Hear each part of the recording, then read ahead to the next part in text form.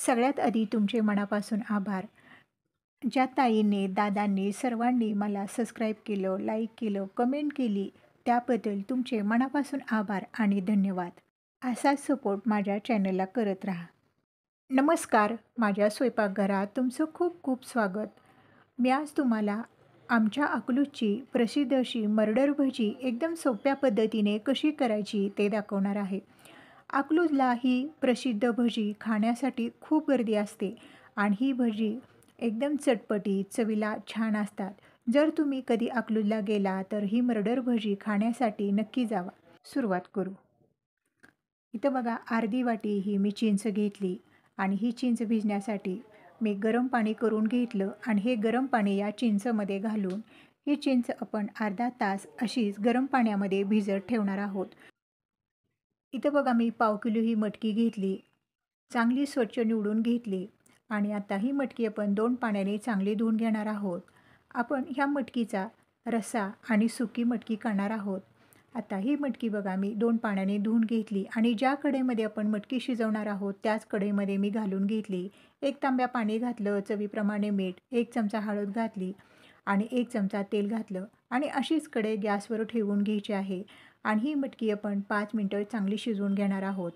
तोपर्यंत आपण रस्स्याची तयारी करू.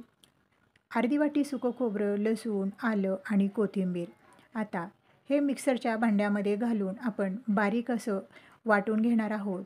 आपण याचा तिखट रस्सा, तिखट भाजी करणार आहोत म्हणून एकदम बारीक असं वाटून घ्यायचं आहे. आता यामध्ये थोडं पाणी घालायचं आणि बारीक अशी पेस्ट करून घ्यायची.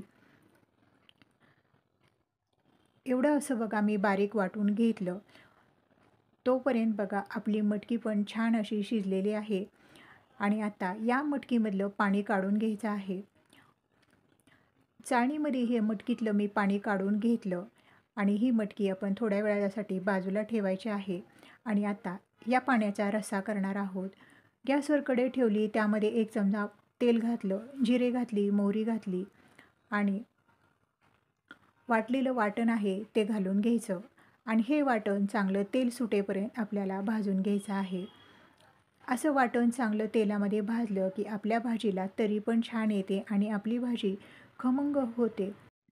1 चमचा काळा मसाला, 1 चमचा मिरची पावडर आणि हे मसाले या खोबऱ्यामध्ये आपल्याला चांगले असे भाजून घ्यायचे आहेत.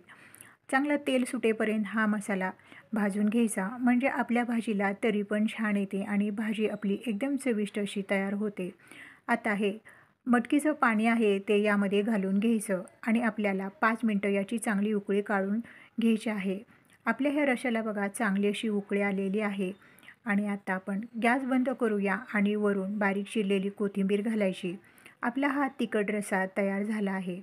आता आपली चिंच बघा चांगली भिजली आहे आणि दुसऱ्या भांड्यामध्ये मी ही चिंच अशी घालून घेतली आणि चुरून चुरून याचा गर आहे तो काढून घ्यायचा आहे. आपण याचं आंबट गोड तिखट पाणी करणार आहोत आणि हा चोथा आहे तो हाताने असा पिळून घ्यायचा आणि आता जेवढी चिंच घेतली होती तेवढाच मी गूळ घेतला आणि गूळ यामध्ये घातला आणि 1 चमचा मिरची पावडर घातली आणि हे सगळं आपल्याला चांगलं असं हलवून घ्यायचं आहे आणि आपलं हे आंबट गोड तिखट पाणी तयार झालं. आता हे पण आपण थोड्या वेळासाठी बाजूला ठेवूया. आता ही उकडलेली मटकी आहे त्यामध्ये हा बारीक चिरलेला मी 1 कांदा घातला आणि कांद्याची पात पण घातली आणि बारीक चिरलेली कोथिंबीर घालायची. आता चवीप्रमाणे मीठ घालायचं आणि हे सगळं आपल्याला चांगलं मिसळून घ्यायचं आहे आणि ही सुकी मटकी बघा आपली तयार झाली. आता ही मटकी पण आपण थोड्या वेळासाठी बाजूला ठेवूया.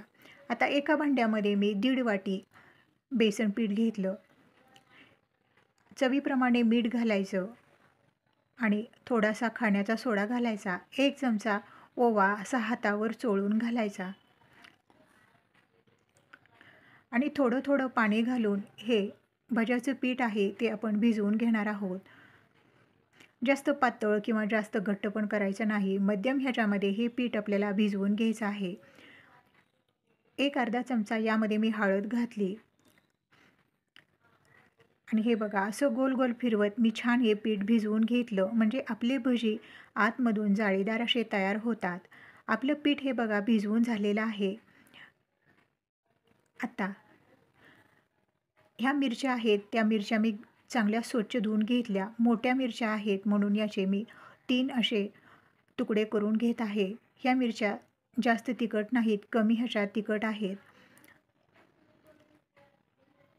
असे मिरचीचे मी तुकडे करून घेतले आणि हे मिरचीचे तुकडे या बेसन पिठामध्ये आपल्याला घालून घ्यायचे आहेत.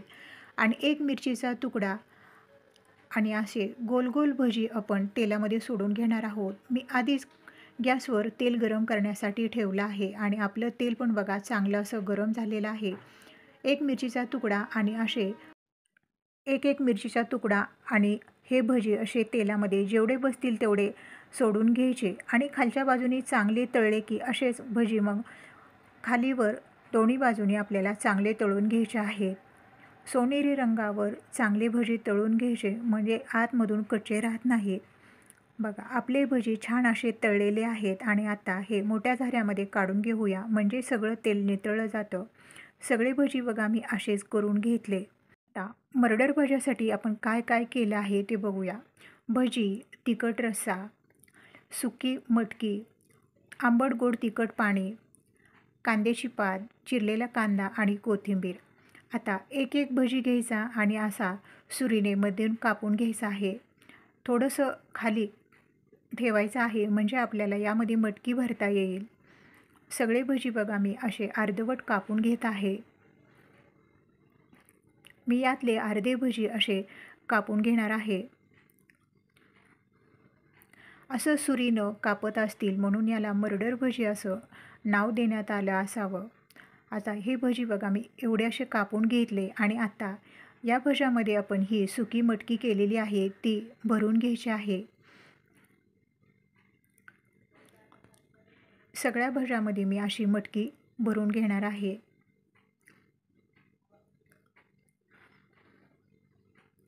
एकदम चटपटीत आणि चवीला छान होणारे हे मर्डर भजी बघा आपण घरच्या घरी सुद्धा करू शकतो. सगळ्या भज्यामध्ये बघा मी मटकी भरून घेतली आणि आता यावर आपण तिखट रस्सा आहे तो थोडा थोडा घालून घ्यायचा. तुम्ही तुमच्या आवडीप्रमाणे तुम्हाला किती तिखट रस्सा पाहिजे आहे तेवढा घालून घ्यायचा आहे. आणि आता आंबट गोड तिखट पाणीसुद्धा घालून घ्यायचं.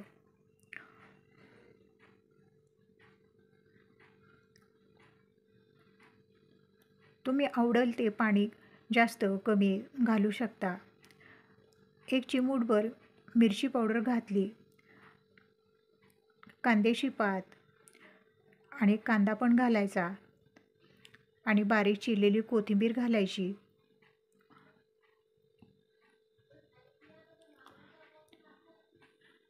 बघा आपली मर्डर भज्याची डिश ही तयार झाली आहे. दिसायला किती छान दिसत आहे, खायला किती छान लागत असेल. असा भजी एक उचलायचा आणि तोंडात घालायचा.